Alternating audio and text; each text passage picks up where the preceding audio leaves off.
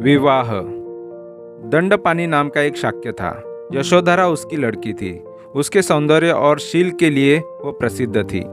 यशोधरा अपने 16वें वर्ष में पहुंच गई थी और दंडपानी को उसके विवाह की चिंता ने आ घेरा था।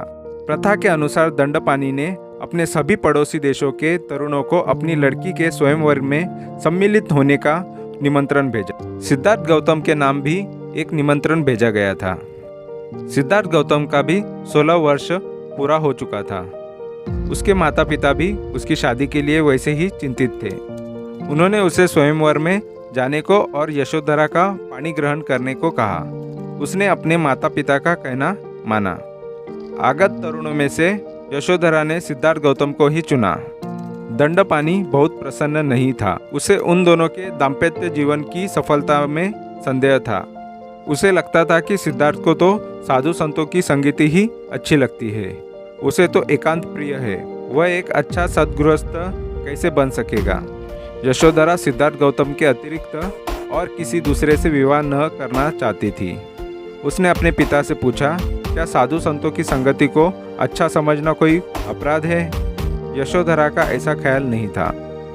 यशोधरा की माँ को जब मालूम आ कि यशोधरा सिद्धार्थ गौतम के अतिरिक्त और किसी दूसरे से विवाह करना ही नहीं चाहती, उसने दंडपानी से कहा कि उसे राजी हो जाना चाहिए। दंडपानी राजी हो गया।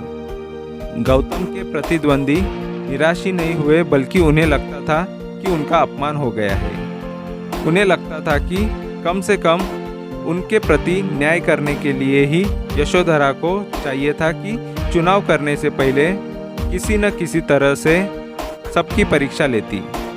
कुछ समय तो वह चुप रहे। उनका विश्वास था कि दंडपानी यशोधरा को गौतम का चुनाव ही न करने देगा। उनका उद्देश्य यूं ही पूरा हो जाएगा। लेकिन जब उन्होंने देखा कि दंडपानी असफल रहा है, उन्होंने हिम्मत से काम लिया और इस बात की मांग की कि लक्ष्यवेध की एक परीक्षा होनी ही चाहिए। दंडपानी को स्वीकार करना पड़ा। पहले तो सिद्धार्थ इसके लिए तैयार न था, लेकिन उसके सारथी छंदक ने उसे समझाया कि यदि वह अस्वीकार करेगा तो यह उसके लिए, उसके परिवार के लिए तथा सबसे बढ़कर यशोधरा के लिए ही बड़ी लज्जा की बात होगी। सिद्धार्थ गौतम के मन पर इस तर्क का बड़ा प्रभाव पड़ा। उसने उस परीक्षण में सम्मिलित होना स्वीकार किया। परीक्षण आरंभ हुआ। प्रत्येक प्रतिद्वंदी ने अपना अपना कौशल दिखाया। सबके अंत में गौतम की बारी थी, किंतु उसी का लक्ष्यवेध सर्वश्रेष्ठ सिद्ध हुआ।